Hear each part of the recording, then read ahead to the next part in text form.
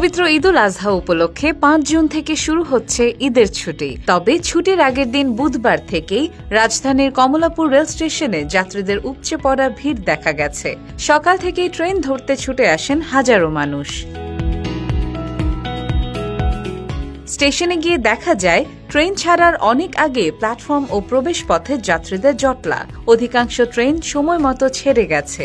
যাত্রীদের নিরাপত্তা নিশ্চিত করতে রেলওয়ে কর্তৃপক্ষ টিকিটবিহীন যাত্রীদের স্টেশনে প্রবেশে কড়াকড়ি আরোপ করেছে।